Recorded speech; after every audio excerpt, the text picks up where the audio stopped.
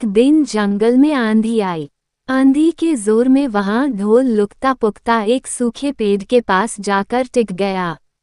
उस पेड़ की सूखी टहनियां ढोल से इस तरह से सट गई थी कि तेज हवा चलते ही ढोल पर टकरा जाती थी और धमाधम धमाधम की गुंजायमान आवाज होती। एक सियार उस क्षेत्र में घूमता था। उसने ढोल की आवाज सुनी। वह बड़ा भयभीत हुआ। ऐसी अजीब आवाज बोलते पहले उसने किसी जानवर को नहीं सुना था। वह सोचने लगा कि यह कैसा जानवर है जो ऐसी जोरदार बोली बोलता है, धमाधम। सियार छिपकर ढोल को देखता रहता, ये जानने के लिए कि यह जीव उड़ने वाला है या चार टांगों पर दौड़ने वाला। एक दिन सियार झाड़ी के पीछे छुपकर ढोल पर नजर रखे था। तभी पेड़ से नीचे उतरती हुई एक गिलहरी कूदकर ढोल पर उतरी। हल्की सी धम की आवाज भी हुई। गिलहरी ढोल पर बैठी दाना कुतरती रही। सियार बड़बड़ाया, ओह, तो यह कोई हिंसक जीव नहीं है। मुझे भी डरना नहीं चाहिए।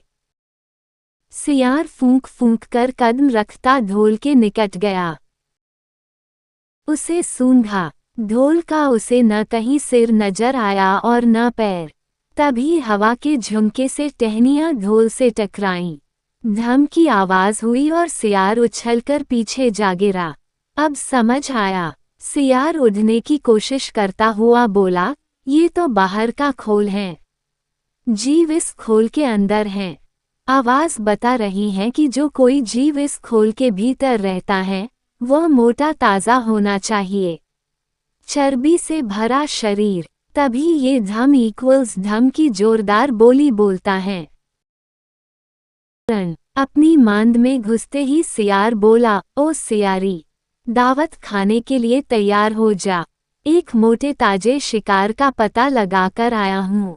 सियारी पूछने लगी, तुम उसे मारकर क्यों नहीं लाए?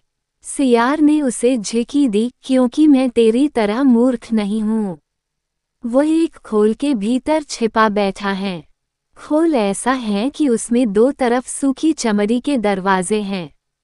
मैं एक तरफ से हाथ डाल उसे पकड़ने की कोशिश करता तो वह दूसरे दरवाजे से न भाग जाता। चांद निकलने पर दोनों ढोल की ओर गए।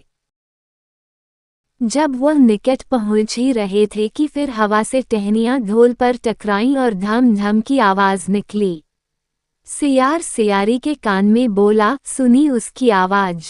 जरा सोच, जिसकी आवाज ऐसी गहरी है वह खुद कितना मोटा ताजा होगा। दोनों ढोल को सीधा कर उसके दोनों ओर बैठे और लगे दांतों से ढोल के दोनों चमड़ी वाले भाग के किनारे फाने।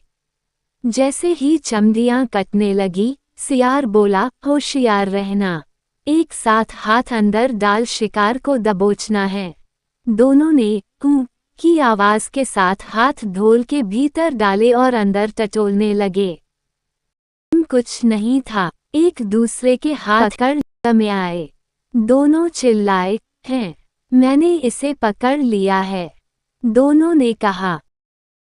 दोनों एक दूसरे को कुछ देर तक खींचते रहे। यहाँ तो कुछ नहीं है, और वे माथा पीट कर रह गए।